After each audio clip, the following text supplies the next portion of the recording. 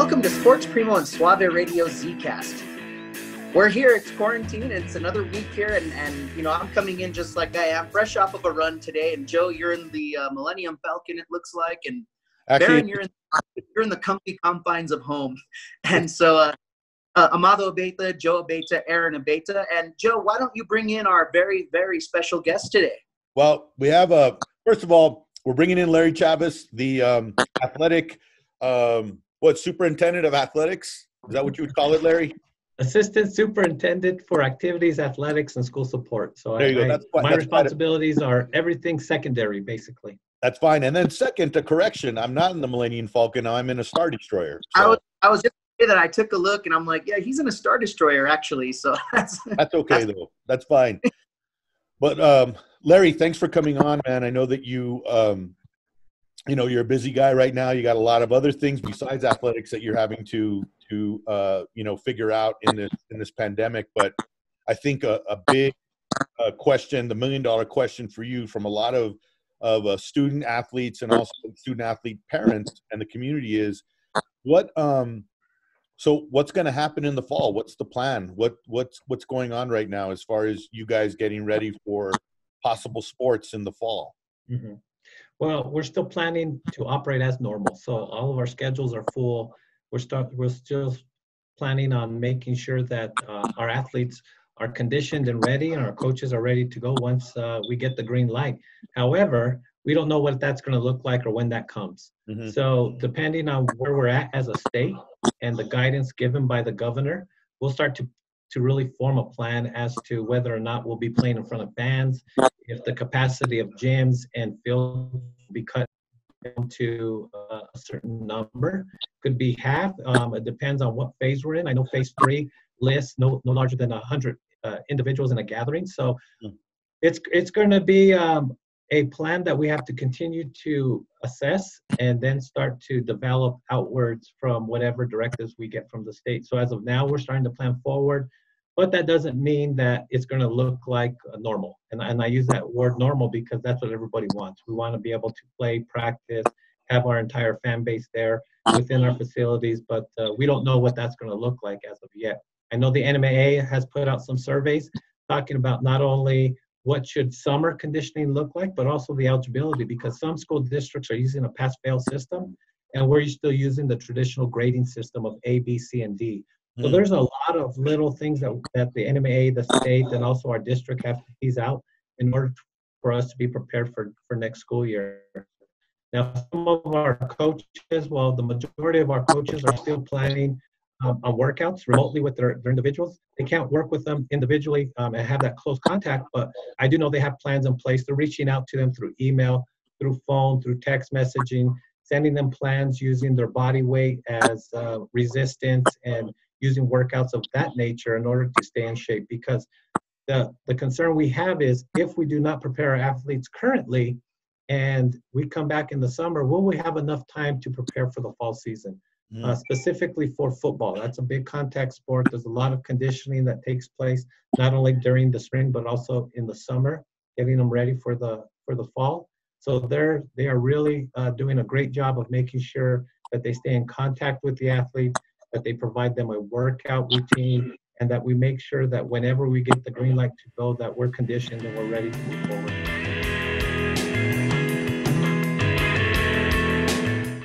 Hi folks, Morley Fletcher here from Santa Fe Kia. As a COVID-19 update, our service and parts department are open Monday through Friday from 8 to 5 and Saturday from 8 to noon for all your service and repair needs, not only on Kias, but all makes and models. We are also offering complimentary pickup and delivery of vehicles needing service within a 40-mile radius. Santa Fe Kia's virtual showroom is open at santafekia.com for online research, availability, online purchases, and delivery of new or pre-owned vehicles. Agents are standing by via email, text, or phone to help you virtually. Santa Fe Kia, where we treat you different. What's Kasasa? It's a catchy word for earning cash that just might make you want to dance. Get paid for doing simple things you do anyway. That's free Kasasa checking. Get Kasasa at State Employees Credit Union. My daughter and I love spending time together. We visit the doctor once a year for checkups, and if she does get sick, we're there more often. Dr. King is a great doctor. He likes to joke with her and make her feel comfortable if she's nervous about the visit. It's really wonderful to see children grow and flourish. General pediatric care is ideal for kids to put them on that track to succeed in school and to succeed later on in life. I think Abigail's had a great health journey thanks to Southwest Care.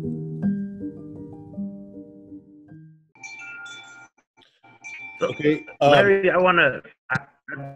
I'd like to go back to the week of March 11th, I guess. That March 11th seems to be the day where everything kind of shut down. Can you share with us what you remember about that day? How did the decisions come down to shut down all athletics after the state tournament? What was the chain of command there? What were the discussions like during that time? You know, I give a lot of credit to our superintendent, Dr. Veronica C. Garcia. She did a great job of helping walk us through this, making sure that we're operating and we're making sure that our students are safe, right? Our students and staff. So the biggest thing was, how can we provide a safe environment or the safety of all of our students and staff if we allow practice and games to continue? So I think we were one of the first districts, along with Rio Rancho, APS, and Las Cruces, to come together as a group of 4 to really talk about what we're going to do before we get any type of guidance from the NMAA. So as a district, and with those other 3 districts, we actually started to cancel games and practices probably a week prior before the NMAA came out with that announcement, because we did not see a possibility of being able to provide a safe environment for our students and athletes. So initially, we got a lot of a pushback from our parents, our fans, and our athletes, which we understood. But bottom line was, how do we operate safely? How do we provide a safe environment? And what's in the best interest of our students as far as safety? So I do remember that week we were starting to plan out moving forward. We were starting to talk to a lot of experts in the field. We were talking to a lot of other districts. I was communicating with the superintendent daily on what the thoughts were and what the new initiatives and maybe even some of the guidance coming from the state we were starting to see. So taking all that into consideration, we thought it was in the best interest of Santa Fe Public Schools to stop everything that week and wait and reassess. Just happens to be we never got to start again. You know, it just got worse and worse. And so I do remember watching the state basketball games on TV, wishing I could be there, supporting the Jags, making it to the championship game. So it was bittersweet, but it was in the best interest for our entire district that we did that. It seems that, you know, it's going to be kind of a very complex problem to solve, right? Because of the team aspect of the game, where you're having to bump into players, you're having to make contact with a group of kids, right? And these group of kids go out later on back to their families, and then they come back in.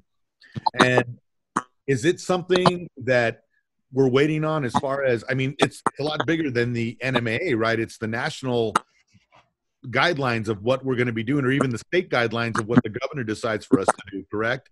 Correct. Absolutely. And I think that's key. I mean, I think the big message should be we're following what the state provides as far as guidance and following those rules. Mm-hmm. But I am very concerned. You know, we actually travel into some of the areas and some of the counties that have a very high rate of COVID-19 right now. Yeah. And so we're in May, but I'm already looking at August, September, October. What does that look like? You know, the big question is there going to be a vaccine? Is there going to be something that we can provide to our athletes to make sure of their safety whenever we're playing opponents? So, I mean, there's a lot. It's going to be extremely complex. I'm watching what the NCAA is starting to roll out, and even the professional sports. Unlike them, we can't self-quarantine teams into a single location so we can practice or have games. So I think it is going to be a very complex issue. Every state is operated differently. So if we see Colorado opening up schools and allowing games, that does not mean New Mexico will follow, because each governor kind of gives their own guidelines and restrictions and also policies that we have to follow, right? So some of the things I hear is, well, Mississippi is doing this or Florida is doing that. Well, we have to remember we're New Mexico and we have to follow what the governor issues. So if the NMA, when they come out with guidelines and your school district is a member of the NMA, those would be the best. You would think that all those member schools would follow those guidelines, correct? So everyone can be consistent with each other, right? Right. So remember, the NMA also has input from all of the superintendents statewide. So they'll get input from all of the superintendents in the school districts that they represent. They may send out a flyer, they may send out Survey Monkey, they may send something out that gets the input gathered. Then they'll go back with the board of directors and discuss what's the best option to move forward. And they're currently doing that. They're currently starting to put some flyers and some feelers out there as to whether or not we should allow the NMA to start to provide some guidance as far as what summer conditioning can look like. Because right now, the NMA does not oversee summer conditioning. Summer conditioning is strictly controlled by the districts or by the schools. So they may get a little more involved to really start to issue out some guidance as far as when we can start, how it should look. It could go as far as what the trainers need to provide as far as, you know, safety and making sure our student athletes don't contract, you know, COVID-19. So I imagine there's been a lot of correspondence with concerned parents about what is going to happen during the summer, if they're going to be summer program, how are they going to handle it? What's a message that you'd like parents to know about those things? The questions that parents are asking, you already know. Kind of give some answers to some more common questions that you're getting. Yeah, so the first way I answer it is, you know, we always are going to re-examine our current stance, and it's always going to be based on what the governor or the state issues. So that's number one. So it's just not strictly controlled, and we're not dictating what we can and can't do within the district. So again, we're in compliance of what the orders are statewide, and so that's the first message. Second message is, whenever we're able to reestablish and reopen our facilities and our schools, we're going to do it with safety in mind first. So we're going to make sure that we're providing a safe environment, a clean environment, and an environment that we can be proud of to allow our students and our staff back in. So that's the second message. Once we get that type of guidance in place, we'll get it out as soon as possible. All of our coaches are ready to go. I constantly get messages from our coaches, can we do this? How about this plan? Can we wait? And I have to remind them, we have to wait until we get guidance from the state and the district reopens facilities. So it's just about being patient, you know, and I think that's a big underlying message, is just being patient. Do what you can at home, try to stay in shape, push-ups, jump rope, you know, anything to be active. That way, once our facilities and our schools are reopened, we can get you in there and we can make sure that you're ready to move forward into the fall without the risk of injury. My experience over here at Santa Fe Community College has been wonderful. The class sizes are much smaller than a big university. My classmates were great. The teachers were really supportive. When you need help with something, they're there to help you. I had heard in the community about SFCC, and it's just been incredible how affordable it is. People care about why they're here, and it kind of shines through in every aspect of the culture. We are located at 100 Catron Street, about a block and a half down from our old location. I have a great team. We strive to make sure that people's needs are taken care of, that they're catered to. The success that we have is because of the customer service that we provide for them. We've been recognized as an award-winning office for customer service that we provide to the public. We have implemented a lot of technology to help our constituents and their everyday needs, and help simplify what we do so that the public understands what we provide for them.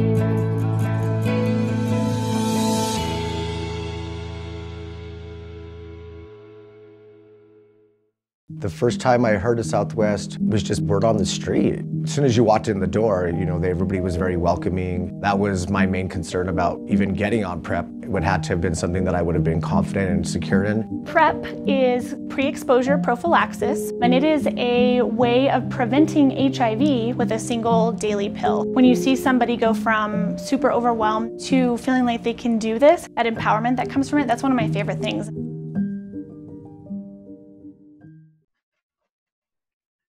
And across the state, they're all the same, right? Nobody is supposed to be getting together, practicing, or doing any kind of conditioning or anything. Am I right? Correct. Yeah, that's absolutely correct. That's from the state and also from the NMAA that all coaching and all practice is off limits. The only thing that can go on now is remote coaching, if you want to call it that, giving workout plans and also some structure so they can provide some conditioning at their home, right? So we can't bring them on to a school facility. Now, you hear stories of people getting together and going to a park, but that's outside of the school district. That's outside of the guidance of the NMA. That's kind of going on your own like we all used to in the summers and playing basketball. So you can't prevent that. And I know some of the parks in my neighborhood are roped off with caution tape. So, they're really trying to provide a safe environment first. And I think we'll start seeing some of those bans or some of those restrictions lifted, but we just don't know when. So I'll edit this out, guys. Should we go on now to talk about the turf? Football. Yeah. Is that good? Yeah. Okay. Is that cool, Larry? Mm-hmm. And then you're off the hook, bro. Awesome. Okay. So Larry, you guys recently had there was a story that you guys had purchased new turf for Capitol, and it's a special type of turf. Can you tell us a little bit about that?